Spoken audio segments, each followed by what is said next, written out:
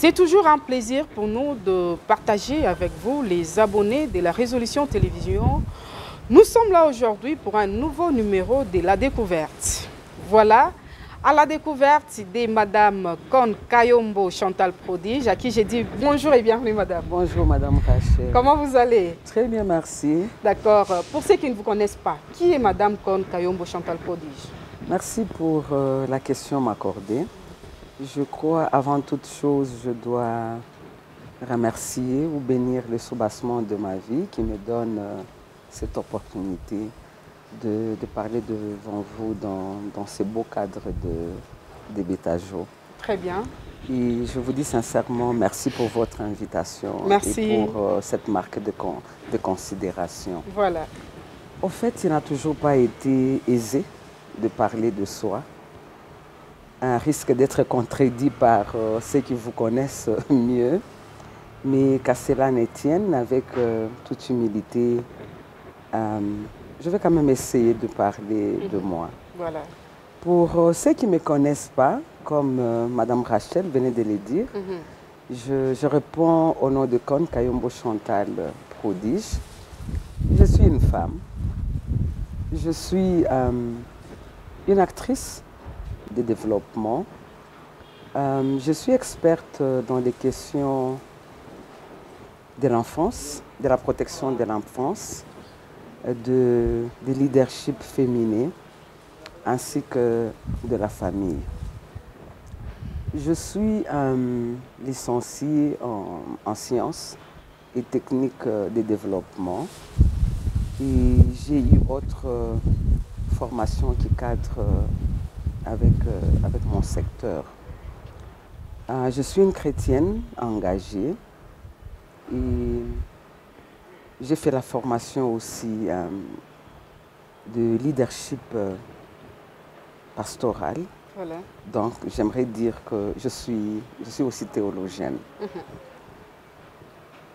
À part ça, je suis conseillère au commissariat général du gouvernement en charge des affaires humanitaires et sociales, genre, enfants et famille, où je m'occupe du question du genre enfants et famille. J'ai eu aussi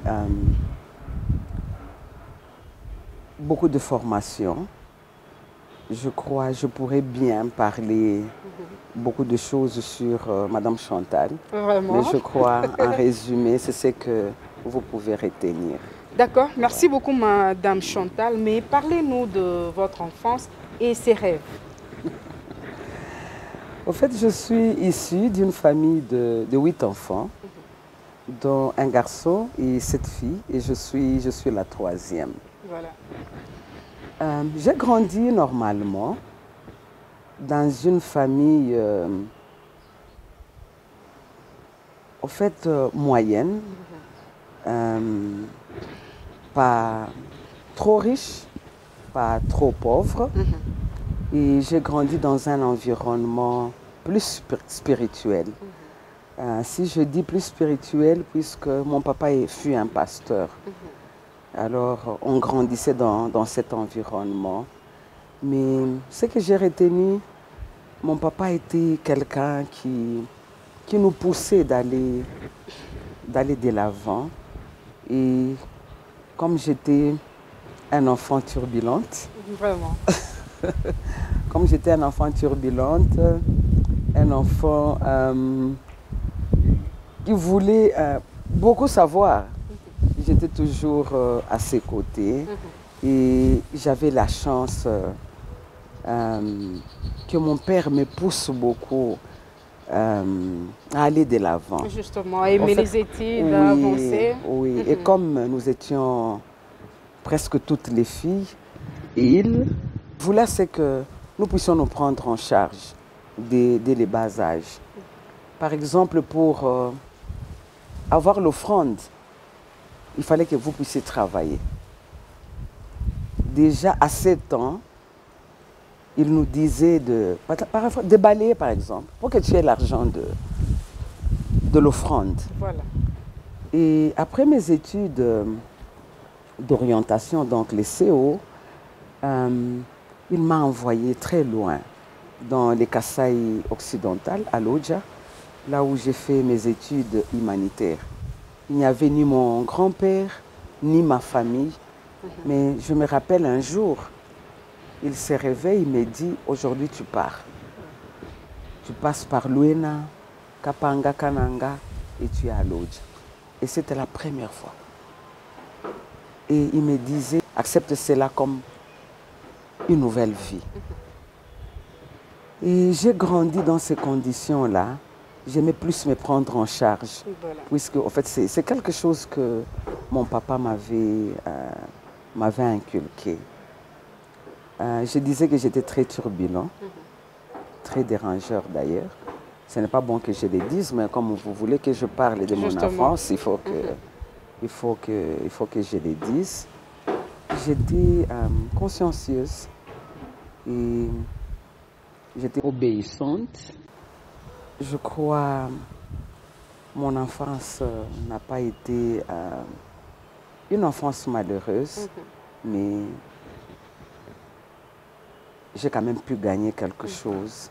Et ce qui fait que je sois tel que je suis aujourd'hui. Voilà. C'est un peu en bref ce que je peux parler de mon enfance. Voilà, Madame Chantal, vous venez tantôt de nous dire que vous êtes conseillère au commissariat du genre en matière du genre, famille et enfants. Mais par où êtes-vous passée avant de vous retrouver ici? Au fait, j'ai connu plusieurs étapes dans ma carrière professionnelle. La première étape, c'est celle que j'ai connue après mes études humanitaires. Et la seconde, c'est après mes études supérieures. J'ai été professeur. Je donnais cours en troisième et quatrième humanité coupe et couture, puisque j'ai fait des études techniques, coupe et couture. Et après, à l'université, je fais les sciences et techniques de développement. Donc, après que j'ai donné cours, j'ai travaillé dans des organisations catholiques.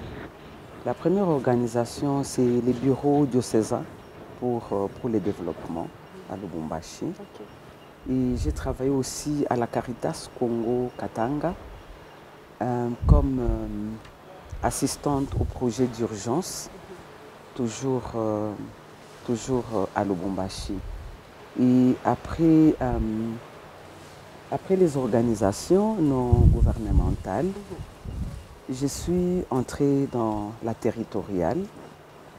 En fait, là où j'ai fait plusieurs années, avant que j'aie la grâce d'être dans le gouvernement provincial, bien sûr dans les ministères du genre, enfants et famille.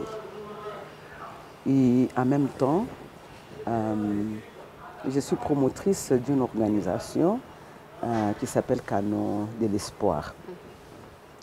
Et au fait, je suis aussi dans plusieurs choses jusqu'en ce moment. Vous ne voulez pas étaler tout?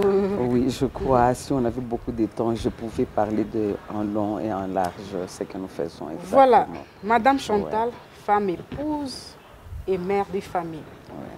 Comment vous faites pour combiner toutes ces tâches? Présentement, d'abord, mes enfants ont grandi. Mais ce n'était pas le cas il y a quelques années en arrière. La gestion d'épouse, la gestion des enfants n'est pas facile. La gestion de mère à la vie professionnelle, il faut vraiment une gestion d'équilibre, puisque les mariés ont ses préoccupations. Les enfants ont des particularités, des besoins particuliers et différents des autres enfants. Voilà. Ce qui fait que nous puissions arriver à travailler dans l'harmonie et satisfaire l'un des parties. C'est juste une discipline, une organisation et une planification. C'est ce qui fait que nous puissions jouer pleinement notre rôle de mère, rôle d'épouse et le rôle dans la vie professionnelle. C'est ce que je peux dire. Voilà, Madame Chantal, vous vivez dans un environnement hétérogène, mais comment les hommes vous traitent? Le traitement des hommes dépend de beaucoup de choses. Peut-être je peux en citer deux. Le traitement des hommes dépend de la société. Notre société est misogyne. Notre société considère plus l'homme que la femme. Et donne beaucoup d'importance à l'homme, quelles que soient ses erreurs. Et le traitement aussi dépend de la position que vous occupez dans la structure où vous travaillez. Mais je crois que l'essentiel, ce n'est pas de voir les traitements, c'est de savoir, vous êtes là pourquoi? Quels sont les objectifs que vous vous êtes assignés? Puisque si vous allez tenir compte des traitements, vous ne saurez pas avancer. Mais en ce qui me concerne, je crois que je n'ai pas vraiment de problème. Nous évoluons. Bon, je suis une maman parmi les jeunes. Je suis respectée. En même temps, il y a cette relation de collègues. Donc, je crois que le traitement n'est pas mauvais.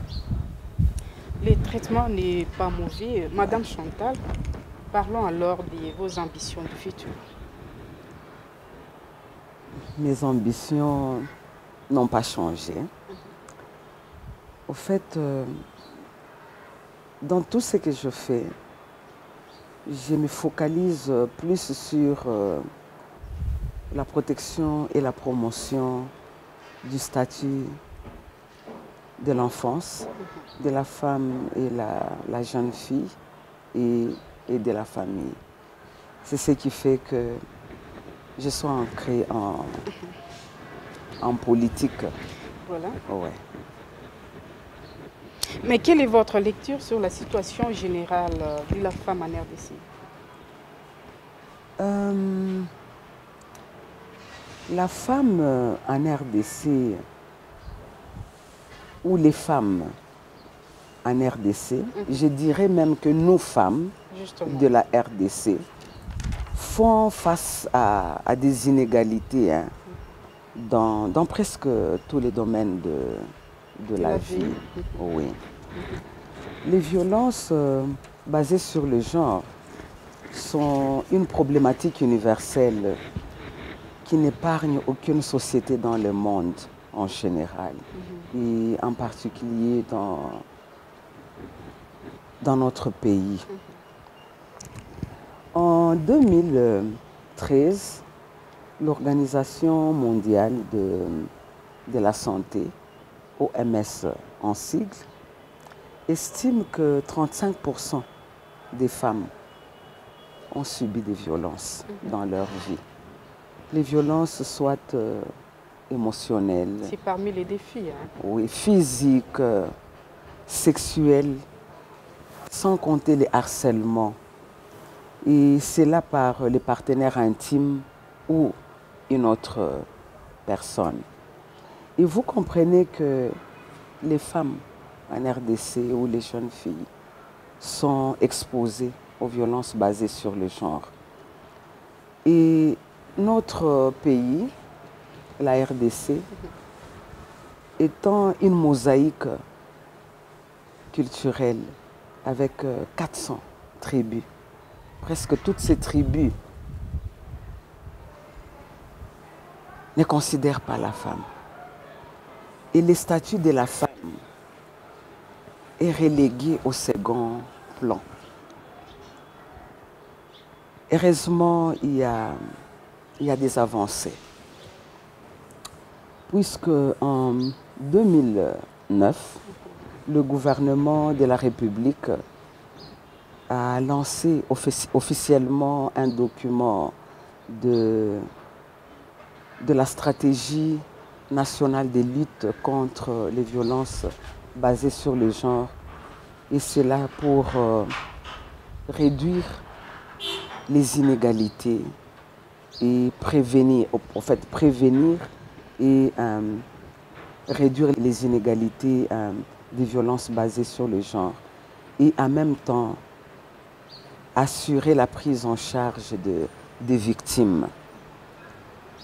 Je dirais en général qu'il y a encore des luttes à mener et des combats à gagner pour que la lutte pour réduire les inégalités dont les femmes éprouvent. C'est un peu la situation de la femme dans notre pays et sur toute l'étendue de la République démocratique du Congo. Voilà, merci beaucoup Madame Chantal. Dans votre parcours, quelles sont les plus grandes difficultés que vous avez rencontrées? C'est une très grande question et une question intéressante. Très bien. Et je crois, je n'ai pas beaucoup de difficultés, mais j'ai une difficulté seulement. Comme mon cœur tourne toujours vers les autres, la plus grande difficulté que j'ai, c'est de ne pas être au centre des prises de décision pour que j'ai un résultat escompté. Voilà. C'est ça ma plus grande difficulté. Au fait, le jour que je serai au centre des instances de prise de décision, cela sera un grand rêve pour moi. Voilà, Madame Chantal, en un mot, quel est votre dernier message aux téléspectateurs qui vous suivent? Je vais terminer par rendre hommage à toutes les femmes qui ont subi les violences basées sur le genre. Rendre aussi hommage à tous les hommes et les femmes qui luttent contre les violences basées sur les genres. Et rendre mes hommages les plus déférents au président de la République qui est le champion de la masculinité positive. Et enfin, il y a un sage qui disait, si vous voulez les changements dans les autres, faites que vous les aidez. Pas à changer, mais ensemble à changer. Je sais que c'est une cause. Porter une cause, ce n'est pas si facile, mais je sais que main dans la main, nous pouvons y arriver. Voilà le mot de la fin. Main dans la main, nous pouvons y arriver. Très chers fidèles abonnés de la Résolution Télévision, merci de votre réelle attention à nous accorder. Restez branchés au programme de la Résolution Télévision et vous ne serez jamais déçus.